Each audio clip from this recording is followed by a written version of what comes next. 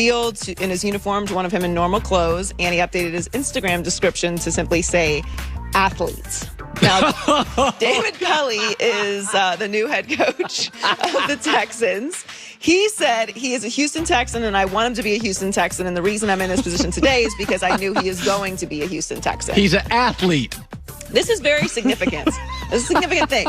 When you remove references of something or someone from your social media pages, listen, it's sending a massive message. If I ever go to, on my page, Sportscaster, assume I'm pissed at my bosses. It's totally true. I mean, he's sending a message, but it's not a message that we didn't already hear loud and clear. I think he's just pouring a little bit on for the Texans to let them know he really wants out of there. I hope this doesn't get ugly. Like, I hope the Texans just accept that they botched this completely and move on, but it's not like they couldn't get the farm for him. I'm going to talk about this later. Yeah. No, they absolutely can. You're not going to get... I'm going to make an argument to say that you're not going to get full value for Deshaun Watson. But I'm going to make an argument in the next 20 minutes and see if you buy it. Okay. I'm going to make you a really good argument. Okay. And by the way, but can you get close?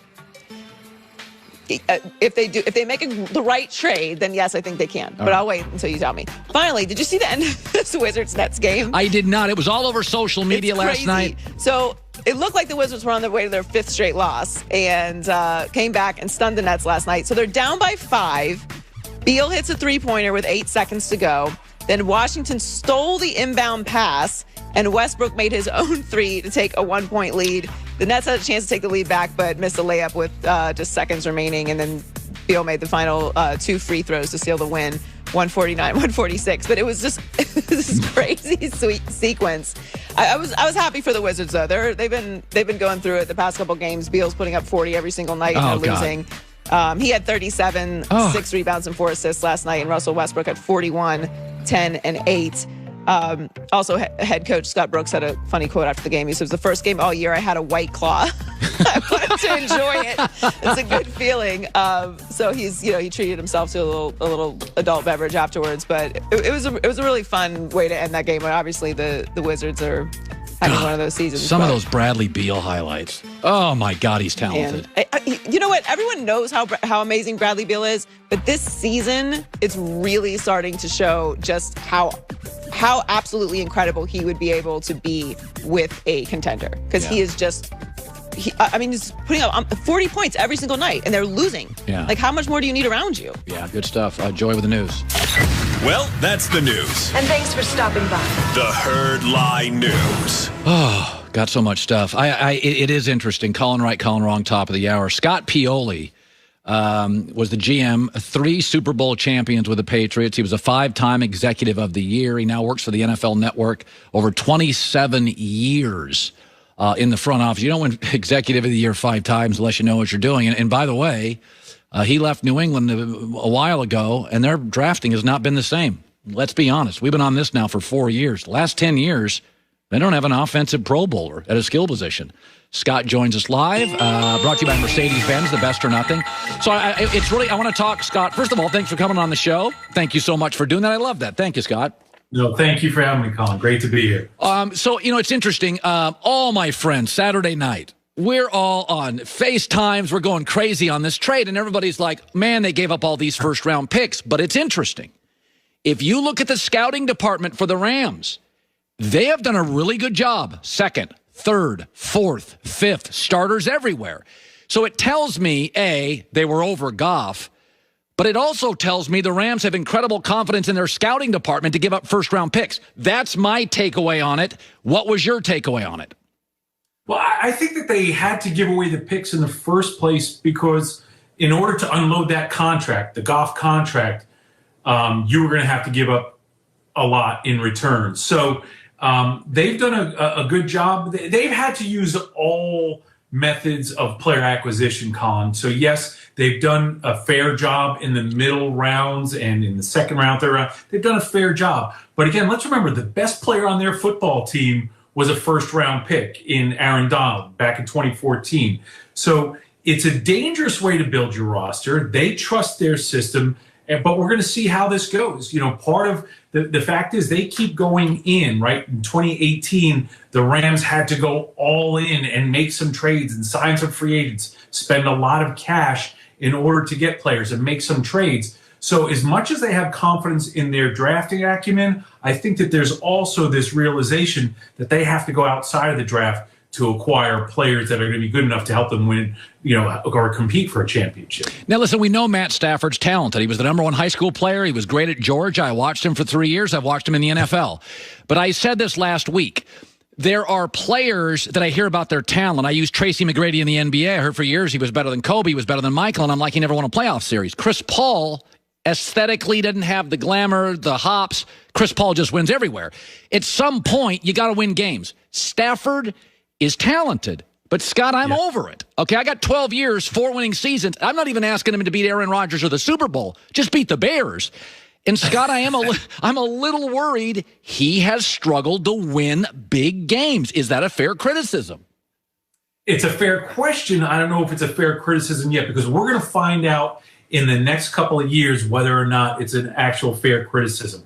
Because, again, if you look at some of the dysfunction that has existed in Detroit, and I'm not, and that's not, trying to cover up all of the mistakes that Matthew has made at different times. He is a very talented quarterback. I think he's a winner as a person. I think he gets it. Everything that I've seen of him, I think he has a chance. He has had a lot of difficulty in terms of the team he's been surrounded with. And again, also, Colin, the truth is stability within an organization is such a critical thing, especially for young quarterbacks. And a lot of his youth was wasted by a lot of instability. So again, I hear the questioning and the criticism, but I think we're going to find out right now real soon. So, there's always been this. I remember talking, Scott Pioli joining us, 5-time exec of the year. There was this. I talked to a college athletic director once, and he said, listen, if my coach wants another job, I don't want him in the building. And I thought, well, you got a contract. Keep him in the building if he's a great coach. And I think to myself, Deshaun Watson's like out. He is emotionally gone. If you ran that franchise, do you just try to save it, get 4 first-round picks and a good player? Do you want him in the building? I try to save it, Colin. I mean, I try to save the player and keep the player.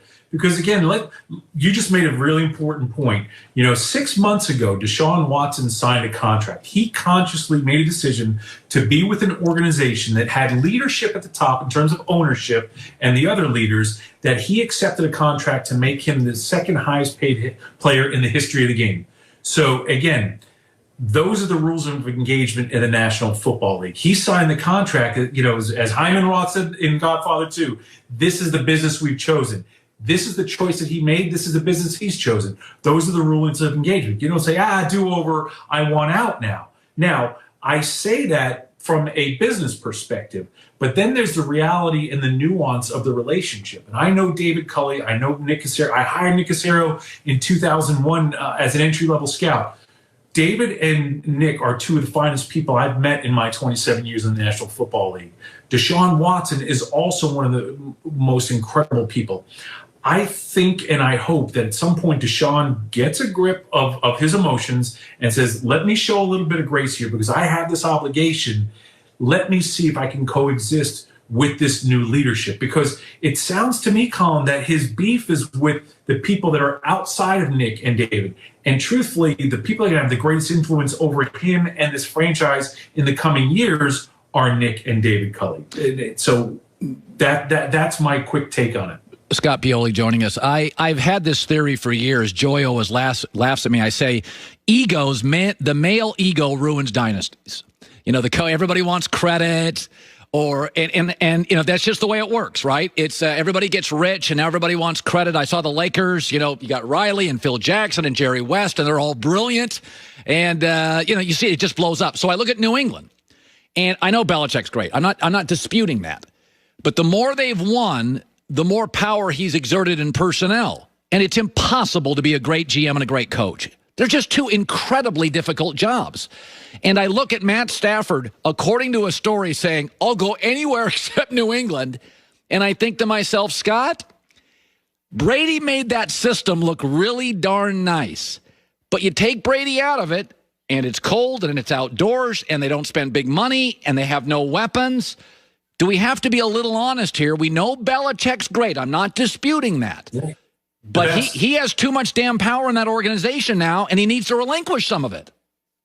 You know, it's interesting. I want to go back to the first part of what you were leading into, Colin, is one of my favorite sayings of all time is success has many fathers and failure is an orphan. I think when JFK said it, he said failure is a bastard. But there's so much truth to that. And keeping egos in check and keeping people is, and I'll tell you this, for this franchise, for what they've done, I know people are trying to make this now, was it Bill, was it Brady? And to me, I hate hearing that conversation because it was one of the greatest runs in the history of sports. And to me, it's insulting to both of the parties involved to get into that conversation. Was it more Bill? Was it more Brady?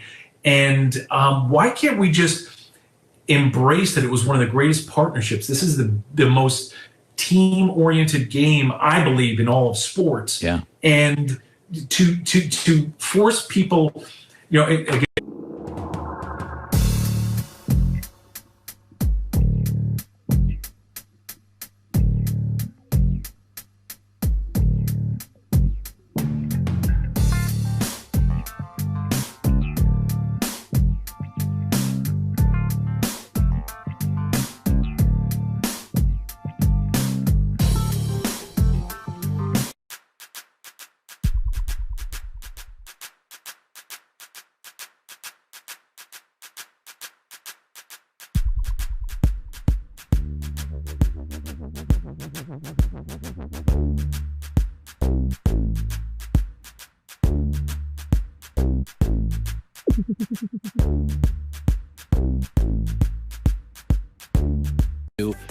but can you get close?